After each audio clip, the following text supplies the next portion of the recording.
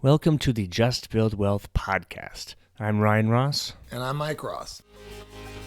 The Just Build Wealth podcast is focused on simplifying wealth building. If you're trying to understand the strategies, systems, and processes that go into building companies, assets, and wealth, you're in the right place. With each guest, we aim to dig into their business and the industry they work in to gain a better understanding of how they are building wealth for themselves and helping others do so. Hello to this episode of Just Build Wealth. For this episode, we speak with Cameo Roberson. She is the founder of Atlas Park, which helps financial advisors transfer to a new firm or grow their business where they are. In our chat, we talk about the kinds of advisors that move their practice, whether they're a wirehouse or they're an RIA. Sometimes her clients are from a totally different field, and we talk about that too. We talk about the roadblocks advisors put in front of themselves and what they can do to overcome those roadblocks for growth. We talk about the single most important element of an advisory practice and the diversity framework, which she created with NAPFA, NAPFA, the National Association of Personal Financial Advisors. We talk about how that came to be and the steps to take to create a more diverse financial services industry.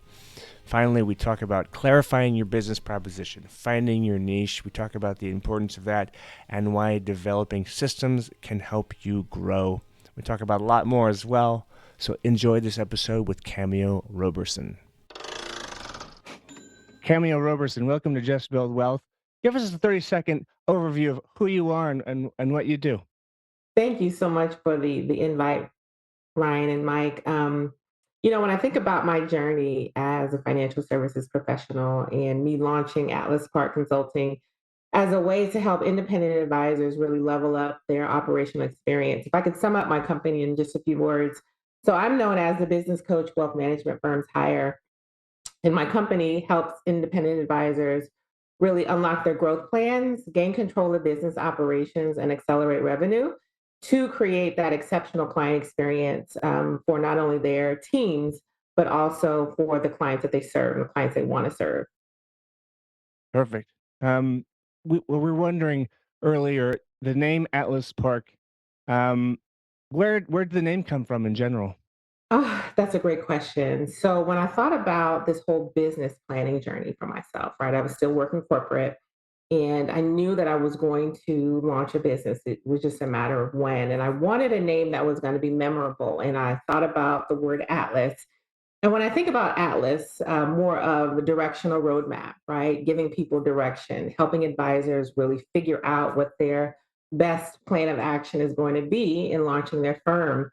Now, Park has more of sentimental value to me. So growing up, I always did odd jobs around the house. I was a budding entrepreneur as a teenager, doing different babysitting and different jobs around the neighborhood so that I can earn money for myself, right? So Park comes from me growing up on Park Street.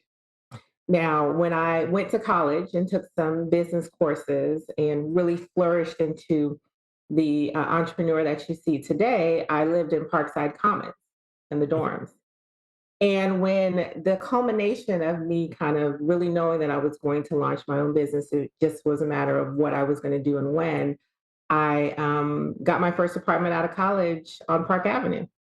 And so when I looked at my journey, from very young, teenager to college to the professional, working corporate out of college, Park was a huge point of it. And so Atlas Park just seemed to be nice fitting for my company. It's a great name. It's I love the Atlas Park because you're like helping you're providing direction, right? And it seems Yes. like that's exactly what you help advisors do. And Absolutely. Then the park is like an evolution, right? You think of starting firm owners, you're at yeah, this first kind of base level, and then you evolve, over time and effort into this firm that you want to have for yourself. okay, love it, love it. What type of assets? I've heard that in many cases, advisors they kind of they might self group themselves into the level of assets that they have, right? Maybe and I suppose a lot of funds do this too, right? Mhm. Is there a specific like level of assets that you find yourself working with most of your clients at? It all depends, Ryan. And the reason being is a lot of my clients, I'd say about 75, 80% of them are coming from another RIA, right? A registered investment advisory practice, and they want to go independent, they want to go solo. Sometimes they can take those clients with them, oftentimes not. And so then it's a matter of starting over. And then I also have clients who are career changers, right? And so they don't necessarily have a book of business. So the last 20% or so, if I was to pinpoint an AUM average, I'd say at least, somewhere between 15 and 20 million of Okay. where they're bringing over from a prior firm. What do you find that the people that are coming from outside of financial services, where do they usually come from? Oh my goodness, all over the place. So I've had individuals who were data scientists, those individuals leaving governmental jobs, some physicians who wanted to go into financial planning kind of as a second career. And I think the whole premise there and the value proposition is still being able to help people, but in a different way concerning their personal finances. I was I was just thinking about something. There's a rock star, Duff McKagan, I think. Uh-huh. He was in Guns N' Roses, and now he's like financial advisor to rock stars.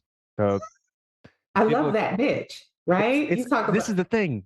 Finding a niche is very hard, but once you do it, and I have a question for about this later. Once you do it, then you kind of start the machine yep, going. I jumped in, Mike. absolutely. Go ahead. So Cameo, one of the other folks we've done a podcast with that's been in the industry for a long, long time, and there's a lot of people in the podcast characterize financial advisors as snowflakes, and that no two are the same. And I kind of got to agree with that. So, what do you find most of the advisors come to you for help on, and are they all different? Are they similar? Give me some picture of the snowflakes you're working with. That's an interesting point, right? And I think in the sense of they are not similar, maybe with the types of clients that they want to work with or their firm size. Maybe they want to stay solo, they don't want to grow to enterprise level. But at the end of the day, all financial advisors, most, right, if you're doing fee only or fee for planning service in AUM, you're delivering the same types of services. How you do it is going to be different, right? Your business structure is going to be different. Your clientele, your firm size is going to be different. But I think those are the areas where advisors can really stand out in delivering, right, that exceptional client service and how they build their operational structure. And to your point, Mike, when they're coming to me, it's often how do I build a better business? How do I optimize what I'm currently doing? How do I get more input or actually output from my team or other resources I have? On that point, right? See, I find that, well, maybe me individually, or I suppose other entrepreneurs, they're trying to figure out like how do you get to the next level. And I'm wondering, I suppose it's the same for financial advisors, and that there's probably going to be roadblocks that they come into that. It's just like, how do I get around this, right? What do you find are like the biggest, more common roadblocks that advisors find themselves in front of that they just need to go through them or find a way around them? I think it's going to be reflective of where they are in their business journey, Yeah. right? An individual who's just starting out, like working with a client now who was a traveling nurse and is now going into financial planning. He's never worked for an RIA before. He has no clue about what to expect working in this new environment. And so for him, it's going to be building a roadmap and helping him navigate the early business challenges regarding picking a niche or figuring out his service model or his pricing or where he wants his firm to be in the next 3 to 5 years. Those are some initial things somebody who's new to the profession is going to have challenges with. Now, for seasoned advisors who are maybe leaving a firm and they're bringing over a book of business, their question is going to have to do with service continuity, right? Especially if they're leaving a wirehouse or a larger firm where the operations was intact and things were done for them, support teams, et cetera, they're going to have to recreate that on their own platform if they decide to go independent. And that can be a big challenge. From an existing aria to a different one, what are the elements that they need to consider? Like, I suppose it might be better for somebody that's totally from a different industry, like maybe the nurse that you were just mentioning. What are the things that they need to consider right from the bat? Yeah, I think first of all, you want to look at it as pre-transition, during transition, and post-transition, right? So if you're bringing over a book of clients from another firm onto your new firm, you want to think about how you can coordinate that transition in the most effective way, right? Depending on the size of your client, depending on if your current firm is participating in the broker protocol. There are a lot of things that you want to think about before you even push the button on that transition because you want to communicate information to your client effectively. You want to make sure they feel confident in moving over to the new firm. You want to make sure that you have all your T's crossed and your I's dotted and you're not breaking any rules or any type of employment agreements that you have with your current firm. So that's all the pre stuff that I think an advisor should absolutely take great care with because it can affect the during transition as well as the post transition and even beyond that with client retention and clients staying with the firm. Mhm. Are there any governing bodies they need to notify? Do they need to say like, "Hey, FINRA or SEC, I'm starting up," or what's the process there, like regulatory wise? Because I know that Yeah, there's a lot of regulations involved. yeah, regulatory wise, they're gonna need to, notify the powers that be at the right time, whether it's FINRA or if they're be registering with the Securities and Exchange Commission, SEC. All of that should be timed though, so you want to Oh, just make sure that you're looking at it from, a timing perspective, but then also the transition perspective and communication with your clients. okay, I got it. And how many would you say? So I've heard that, and this is probably something Dad told me, is that they might transition from a wirehouse or they might transition from like an insurance company, right? Yeah. And maybe you alluded to this earlier when you were kind of breaking down the types of clients. You said about 20% of people are coming from something that's not financial services related at all. Or what would you say the breakdown is there? Yeah, it's about 80-20. So most of my clients are independent advisors and they, have worked for a firm before, and then 20% are coming from another source. Mhm. Got it. So my experience is that it's not with the company; it's with the advisor that clients associate. They associate with the advisor, not the company. And there are kind of rules of thumb, Cameo, on how much of assets under management, assuming there's no, agreement against this that they pull over. What has your experience been in terms of their success in pulling clients from one firm to another? How have you seen them people make that transition? Yeah, I've seen that happen quite a few times at the firms that I was working at, and it boils down to the client has most often the relationship with the advisor, not the firm. Right. And so if the advisor has been taking great care of that client, the client has a relationship with that advisor, they can call upon them whenever they need to. When it's discovered that that advisor is no longer with the firm, oftentimes the client will go and find them, right? If that relationship was really, really strong. And I've seen it happen time and time again where the client will say, "Where are you going?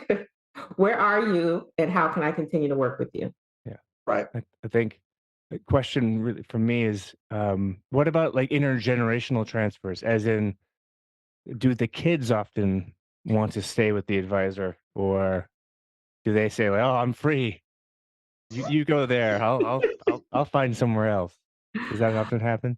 Yeah, I think it's a great opportunity. It's a planning opportunity. I cannot say definitively what percentage of clients of children stay with the Yeah. original advisor, but it's a planning opportunity while the advisor is still working with the parents or say the grandparents to build relationships with that next generation, Mm, right? Because they ultimately are going to be the ones who are going to inherit those dollars, and from a longevity perspective, maintaining the revenue for the firm, building relationships with that next generation proactively is going to be important because I have seen situations where the advisor did not build relationships with that next generation. And within a short amount of time, the assets that were inherited left the firm. mhm. So let me let me kind of go off script and ask about that because that's something I face every day. How have you seen the most successful people develop relationships with that next generation and the generation after that? What have been kind of some of the best practices that you have observed on that, Cameo? Two things in particular. One, the advisor can talk with their client about potentially bringing in, their children into future meetings, right? Planting that seed and letting them know that you're thinking about their children or their beneficiaries to come in and kind of introduce them into what's going on in the personal finance situation proactively. I've seen clients really appreciate reaching out and having an interest in wanting to talk with their kids. And then, secondly, look for opportunities within your own practice. Like, say, if you have a child that has an UGMA or an UTMA account, right, and they're about to turn 18, and those assets are then going to be transferred over into their name solely, that's a planning opportunity where you can reach out to that almost adult and see if there's opportunities for you to engage with them, build a relationship, and figure out, there are planning opportunities for them that you can do. And you can do both of those things proactively, and I've seen them Right. done. Makes perfect sense. I kind of want to shift gears. I was doing some research and I discovered the diversity framework. And I've heard, I think that you had a hand in creating this. So I'm curious, what is it and how did it come to be? The diversity framework where? Oh, it was on your website. Oh, okay. So yes, you must be referring to my work with the National Association of Personal Financial Advisors, Yeah. NAPFA. So back in 2016, when I was still working corporate, I attended their spring conference and noticed the lack of diversity there. I was there by myself. And one thing I've noticed, Ryan, and this is with any community, right? When you go somewhere and you're by yourself, you're going to start looking for people who look like you. So Sure. you have a community to associate with. And I didn't see anyone. I saw after the course of maybe about a day or so, I saw a few people, but I attended one of their closing sessions and I asked the then CEO at the time, Jeff Brown, what was NAPFA doing about their lack of diversity in the financial services profession? They had an interest in wanting to do more. And this is one of those situations, be careful what you ask for. And he asked me, would you be interested? Yeah. Now, I didn't go to that conference thinking that I would, have a hand in this, but I also saw it as an opportunity for me to bring my unique perspective to the table, being able to help those diverse advisors coming behind me and really make an impact. And myself and my colleague, Daphne Jordan, co-founded the entire initiative and along with the steering committee, built it to where it is today. Mhm. And where is that? So we have since passed the baton, but since our leadership in bringing this to NAPFA, there has been a virtual toolkit that was created to help that NAPFA's membership really level up and improve the culture in their firms and being able to receive diverse talent. And then the new leadership of the DEI committee has created a DE&I certification program where firms can actually go through and get DEI certified and have this on their website as a firm that's taken a special interest in having diversity, equity, and inclusion as a part of their firm culture. Interesting. And are there like specific steps that people can take to create that more diverse financial services industry, or is it specifically for financial advisory firms, or is it just in general financial services? Yeah, it is specific for financial services firms, in particular, wealth management firms. But I think there's a lot of lessons that can be learned from the content there that can help anyone. And I think one of the first things is just understanding the importance of diversity, beyond the business case, which we all know, and how the changing demographics in this country are shifting. And today's investor is more diverse than they were, say, 30, 40, or 50 years ago.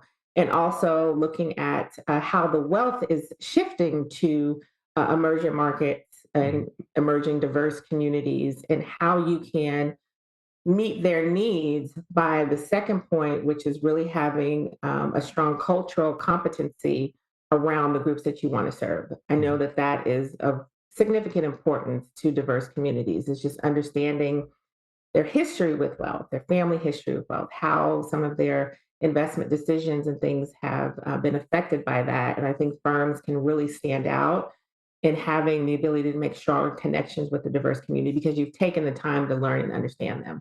Yeah. Is there a resource that you recommend people seek out if they're looking understand how to begin that process?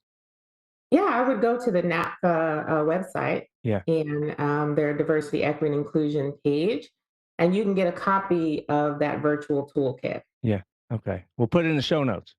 Awesome. That's great. So I'm going to go back to kind of what your day-to-day focus is, and that is helping advisors raise their level of service.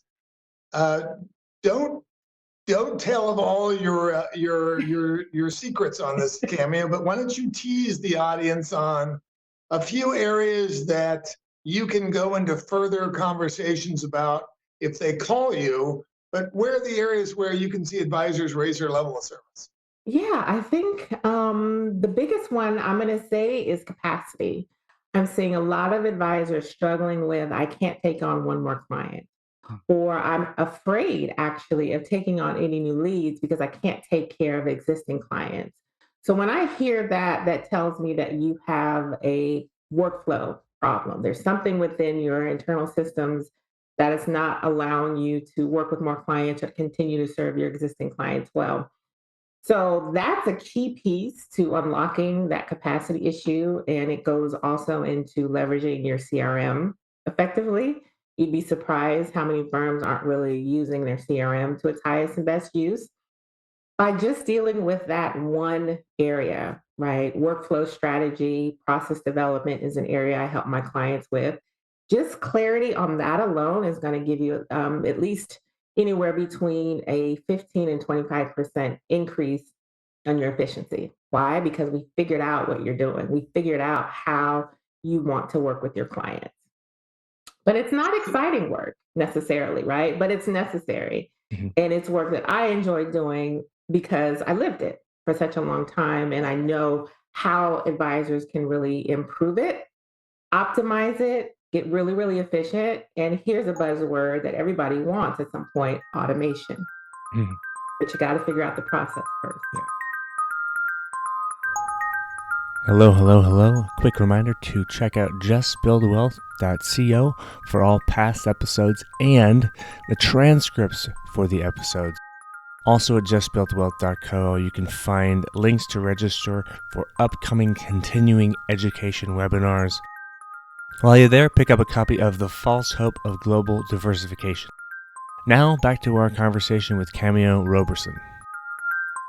So, and the other natural part of that that is precarious, that is filled with problems, is finding out clever ways to hire extra staff. When I left Morgan Stanley, I was fortunate enough that two of my three staff people came with me. So we basically kept doing what we were before. But looking for that incremental next person is probably the hardest thing that I have to do. I'm curious on if that's also kind of wrapped into how you work with people, is help them frame out what they're looking for and find ways to find the next person. Is that kind of part of your bag of tricks also? Yeah. So when I think about, I love that. When I think about, kind of the full scope of practice management work we do at Atlas Park, one of the core frameworks is teams and managing human capital. Now, we are not a recruiting agency. We don't find staff for you, but we will help you understand who you need to hire, why you need to hire, and then help you build a training framework so that when that person comes to your organization, they can be onboarded well and they can also be trained well. So they can pick up the ball and run with it well from start. And I have an example of this solo practitioner advisor on the East Coast who has an operations associate that he's been working with for a number of years. And he realized it's game over if she ever left the firm because she was handling about 80% of the client work. And so one of his top concerns was, I need to hire. I need to hire like yesterday. And so working with him, we figured out one, what current state of his operational framework needed the most help. 2, where this person was going to fit in, and 3, what role and task would they play within the organization. We were able to streamline him getting in touch with the recruiter who I introduced him to and speed up that process of finding the right person. Very valuable. I have a question about value proposition. We were talking about niche, finding your niche, right? Maybe that is other nurses, as you said, you have a client that was a nurse, and I'm curious, how can advisors, what questions maybe can they ask themselves to clarify what their value proposition is? And then I have a follow on, which is like, why is that even important to do? hmm One of the first things I think advisors can do to really clarify that value proposition is what about you is unique. What are you bringing to the marketplace that makes you different from, say, the next advisor down the road? And it has to be more than just your technical knowledge, right? The CFP program, the CFA program, all of these certification programs that are out there are teaching the same type of content. And so you come out with your designation, great, but how are you going to be different than your advisor colleague down the street? And that's where having a niche can really help you stand out from those who are also doing the same type of work for you. What different types of niches that are you seeing that advisors go in, or kind of take? Because I'm thinking like it could be the profession of their clients, or Mhm. maybe it's, I don't know, what other types of things. Or, yeah, I guess professions is definitely a good one. What Yeah, else are you seeing? definitely professions. I've also seen special interests. Hmm. So they've seen individuals who want to focus in on those who are outdoor Yeah, experts, yeah. hunting, fishing, Ah, sporting, things like that. That is definitely something that's going to help you stand out. And it's also oftentimes tied to their own hobbies. And so there's a natural affinity to want to talk about those things and be around people who also enjoy doing those things. And then it's just a very easy connection that you can make with your potential clients because you understand their world. yeah, yeah. And it's like, I think they call that affinity groups, right? Like, oh, we also, this is my challenge, right? I do triathlons, and they're like long distance triathlons. Very few people are interested in doing this. I'm always trying to like recruit people. Hey, do you want to do an Ironman? Nobody says yes, but when you find them, you're like, oh my gosh, you're Yeah, you're you're one of us, it's right? like I found It's my people. You're at yeah, home. hmm it's instant rapport. It is And instant rapport. it's a great way to connect with somebody. So there, okay, so it's profession, it's affinity groups, maybe it's like original, right? I'm in the real estate industry, and it's like you live in a townhouse in Morris County, I'm your guy. Things Yeah, like that. absolutely. I've seen a lot of advisors focus on dentists as Oh, well. That's another great area. And then, beyond that, you think about your marketing. And if you are the advisor that serves dentists, mhm, you become the go to yeah. person Or rock stars. or a rock star. Right. There we go. I told you I'd tie it back. Told you I'd tie it back. How Okay, so I had a question about streamlining operations, and I think we discussed this briefly earlier, but I just kind of want to dig into it a little bit more. Like, what are the different ways that advisors can develop those business systems to streamline what they're doing? And I wrote a note. You mentioned CRMs and how to get more out of them, right? Are Mhm. there specific ways that, like, or even different CRM systems? Salesforce is one, probably HubSpot is another one. But what are like the things that advisors can do to like up their CRM game? I think one of the first things is understand why your CRM exists in the first place, right? I know that may sound real basic, but when it comes to an effective CRM management, you want to think about calendar management, contact management, task management, client relationship, project management. So, in those four quadrants, you have key information that's going to help you manage your business better. So, that's one of the first things. And then, secondly, I'd say is you want to think about and understand how the technology works, figure out what your process needs to be to program it, because CRM tools off the shelf are not programmed the way that you need them to Mm, be. So, go into this knowing that there's going to be some level of customization that you're going to need to do in order to get the tool to where you need it to be. And that's an area on the workflow process and strategy that I help with so that advisors can take the right workflows and then get them programmed into their CRM of choice so that it operates as effectively as possible and they get the work done. Interesting. I have a question about continuing education. Do you find that advisor, or is this something that new, especially new to the industry individuals, that they overload themselves with CE, as in, there's so much out there, right? That you could probably spend 80% of your work week on continuing education without actually getting out there and doing business. Do you find that people have a lack of, or that they overdo it? I don't see advisors necessarily overloading themselves on CE. I see a lot of them, honestly waiting to the last minute to do some of Yeah. their CE stuff. But the CE component is a requirement for them keeping a lot of their licenses. And so they absolutely want to take care of that Yeah. and meet those requirements. But I don't necessarily see them overdoing it. Mhm. Got it. Yeah. But I do see a lot of advisors looking to get different certifications. So, like, I see a lot of advisors who will have like the certified financial planner mark, Mhm. CFP, but then they'll also want to potentially do the enrolled agent, right? And have an additional tax component to their practice. So, they'll level up Mm. in those areas regarding additional certifications that are going to help them be more impactful with their own clients. Yeah. It's interesting you say that. I saw a Wall Street Journal article saying that FINRA identified 234 like certifications, right? CFP is a big one, right? But then there's Yeah. all these little micro certifications that are Yeah. kind of oh, my client needs this. Maybe it's additional tax information that they level up that way. So I guess it's like skill stacking in a way. It is. It is. And there's a whole alphabet soup Yeah. of certifications out there, some more highly regarded than others.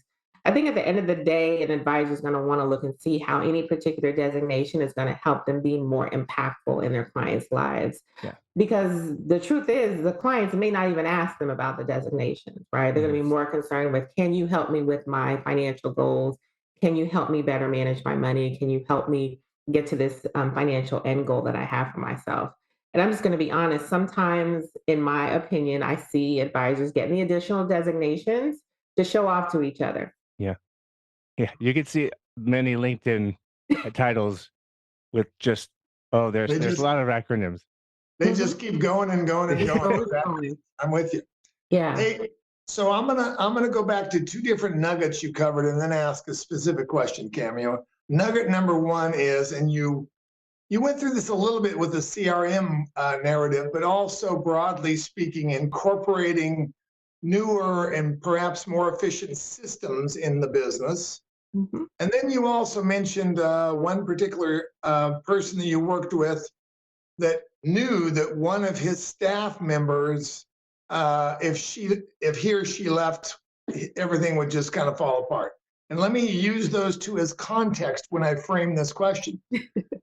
How do you have you run across situations and how have you dealt with them when an advisor is trying to persuade a very senior colleague, associate, assistant of theirs to make changes and how they manage to do it? To me, that's something you run into where someone has been doing it for a long, long time and they're not about to change how they do things. Have you run into that and how do you address that? I have. And oftentimes, advisors have been doing things the same way forever. So if it's not broken, why fix it? And it usually comes to a head. Some critical mistake happens, a trade error, something, a ball was dropped in client service to help that advisor see the light and figure out it's time to do something different. Until that point, until their revenue starts to get hit or that capacity that I talked about earlier, maybe their onboarding is slowed down because they're using antiquated systems or they're not leveraging their CRM well. Or here's a big one, they want to delegate more off their plate, but nothing is documented, so they can't give anything to anyone. When this kind of perfect storm starts to happen, is when advisors who've been doing things, kind of the same way for a long time will start to see the light and be open to doing something different, or their teams are just complaining and they're tired of hearing them. Right. So it Gotcha. sounds like this is the challenge, right? You need some sort of crisis. Yeah, and it's sad that sometimes that's what it takes, Yeah. but I think advisors are so heads down doing client work, client-facing work, that working on the business, improving that operational framework sometimes is an afterthought until a critical bottleneck occurs. Hmm, interesting. Mhm. Well, we are ready to go to the final four. Are you ready for the final four? I am ready for the Ready. final. So these are the four questions we ask everybody. Um, what the first one is, we're talking about important elements of business, and for the financial advisory industry, what would you say is like the most important part, important element of the business in one word? Your plan, Plan. Okay, and as why in that? your business plan. Where are you going? What are you building? What direction do you want to take this business? So I think planning is a huge component for any firm, whether you're just starting or you're trying to get to the next level. Because if you don't, then you may just start throwing spaghetti at the wall, hoping something sticks and never get to your end goal. Or it also helps to avoid expensive rework down the line. Yeah. Mhm. Okay, so next one is about tools. And I like to ask what tools people love. And we have heard things like Calendly and LinkedIn's a tool, and then Text Expander, which I really love, which is like a great app that you can just type in, it expands the text. It's really cool. Asana, we've heard that. So are there any type of like business stack tools that you yourself use or you see advisors use? You're like, it's maybe CRM, but I feel like that's something that everybody would use anyways. Any cool tools that you have experienced that you like to share? Yeah, so one tool that I use and a lot of advisors also use is MailerLite, which is my email marketing Mm, system where I manage all of my newsletters as well as any sales and educational emails that I send out to my community. I think that's a huge piece of your marketing system that should be utilized and built out well. Another tool that I use pretty extensively with a lot of my clients is Asana. mm, Asana is a project management tracking tool where you can do a lot of different things in managing, client projects as well as internal to Atlas Park projects. mhm. And The then first addition, one, yeah, I'm sorry. Did you say Mailer Light? yes, What- MailerLite. okay, Yeah, it's similar to like a active campaign got platform, it. but it's basically where you're managing mass emails that you're sending out to your community through a newsletter list. Gotcha. Sorry about that. Didn't mean to take it away. Yeah, no worries. Were you going to Um, say another one? what was the other one I was going to share? Oh, calendar scheduler. This is a game changer if you set it up right and you leverage it right. Now, there's a lot of advisors I know that use Calendly, which is a great tool. I personally use Schedule Once, also known as Once Hub, as my calendar scheduler, which is literally automated all of my client calls, my networking calls. And then another layer to that is being able to set up different automations. So, for example, I'm really big on systems, Mike and Ryan. You both know this from our conversation today. So when someone decides they want to have a call with me, if they want to opt into my newsletter list through MailerLite that I just mentioned, I have an automation set up where it automatically goes into MailerLite so that I don't have to retype that information into Mm, MailerLite. And then an email automatically goes out to that new subscriber. that's awesome. Mhm. Yeah. I was going to recommend a book. I bet you've already read this book. You could have written this book, but there's a question that this involves. Is there a piece of media that you have read or watched or listened to that has guided your thinking in some way? Maybe a book, podcast, documentary? Yeah, a couple of books come to mind. One in particular is E-Myth Revisited by Michael Gerber, Why Small Businesses Fail and What They Can Do to Change That. That was real transformative in the first, say, 2 years of building Atlas Park, because at the core of every business owner should have a framework, systems, processes. And in that book, the author talks about how you go about building that for your small business and the differences between the three roles every small business owner faces, especially when you're a solopreneur. You're the entrepreneur or the visionary, right? The one who has all these grandiose ideas about the business you want to build. And then there's the manager, right? The person has managed all the projects going on in the business. And then lastly is the technician who's actually doing the work. You have to wear all those hats. And until you figure out how to coordinate all three of those roles, you will struggle in your business. And so that book was really helpful for me. Um, Another book that was really helpful is Building a Story Brand. I think by Donald Miller. Do you have the book? I have it right in front of me. You have it in front of you. Yeah. Donald Miller. I was reading this recently, and I told Dad and my sister about this. I'm like, you guys got to get this because Isn't it good? it's like it made me rethink how to approach clients, right? Because if you make them the hero and you're the Right. guide in the story, There you are. It right. makes a world of difference. And then how you communicate that in your marketing messaging, on your website, and really having it be about the client and not about us. Very, very cool. Okay, well, I'll give you one too. Have you ever, actually, I feel like you wouldn't need to read this because if you've read the E-Myth, I feel like it rhymes a little bit. It's called Traction. Fan of Traction. Yeah. It's a Yeah, very good book. Very good book. it really is. And I think at the end of the day, business owners who are able to really embrace some of the things that, these books in particular are talking about regarding the operational framework, it really begins to reduce the overwhelm, that day-to-day overwhelm, that constant, what am I supposed to be doing? Or not really leveraging your teams to their highest and best use, and starts to cut down on a lot of that frustration. And you think about also what's at the core of, revenue acceleration, seamless systems. You want to pick up revenue quickly, figure out what your systems are in your business and leverage them to their highest and best use. That's interesting. I like that phrase, the highest and best use. That's a real estate phrase too, but it makes a lot of sense in like what you were talking about, CRM systems, using that for their highest and best use. Mm-hmm. Second and last question. What's your favorite thing to do outside of work? I love going to comedy shows. Oh, Yeah, I love Good. comedy shows. I got a funny story that I'm happy to share sure. about what happens when you don't plan for the journey and how that can delay you getting to your arrival. So I was going to Reno to see Chris Rock. Okay. And we all know between Sacramento and Reno, there's the Sierra Nevadas, and this was last January.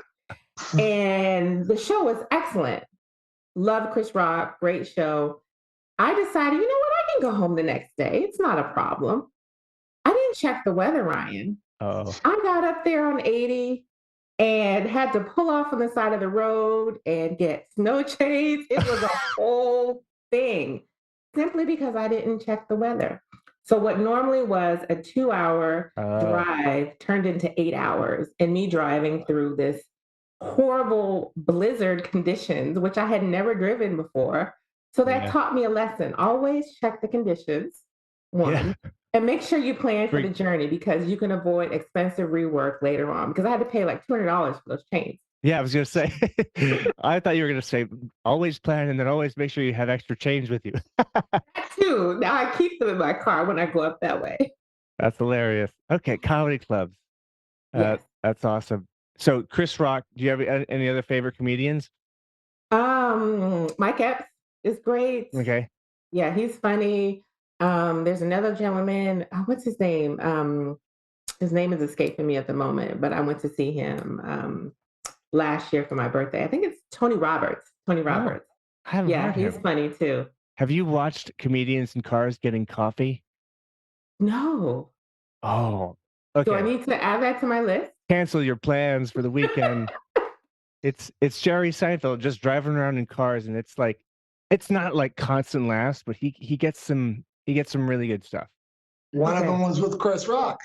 Oh yeah, not okay. I feel like they're really good friends too. I'm pretty sure because they both respect the craft of comedy, and he just likes to talk with comedians. So he does a good job of just getting people out there, and he has a special car for each person, right? Like Uh-huh. he has, I think, oh, Ricky Gervais was in some really strange car, and he's like, "Why'd you pick this for me? It's really small and it's going over a bridge, and I'm scared." Anyway, comedians cars get I'm a gonna car. have to check that out. Highly recommended. All right, so we've talked about you. How can people find you? Yeah, people can find me on my website, www.atlasparkco.com. You can follow me in social media, Instagram, Facebook, Twitter, as well as LinkedIn, and at Atlas Park Co. is my handle. Perfect. Well, Cameo Roberson, thank you for coming on Just Build Wealth. This has been a fantastic chat. Learned a lot. We laughed a lot, We did. and I think we did right by our audience, making sure that we're talking about how to optimize business processes. So thank you for coming on the show. Oh, thank you so much, Ryan and Mike. It was great being here. Thank you for the invite, and it was great talking to your audience. Thanks for listening to this episode of Just Build Wealth. You can find the show notes for the show at justbuildwealth.co/cameo-roberson, Roberson. Also at justbuildwealth.co, you can register for upcoming continuing education webinars and join our newsletter to get notified when new webinars are released. This podcast is free to listen to, but if you share, we can create more content and continue having excellent conversations. So, as my favorite podcast host, Jordan Harbinger, says, we rise by lifting others. Rate this in Spotify, Apple Podcasts, or wherever you get your podcasts. Share and give us feedback because we want to continue making great content. Thanks so much.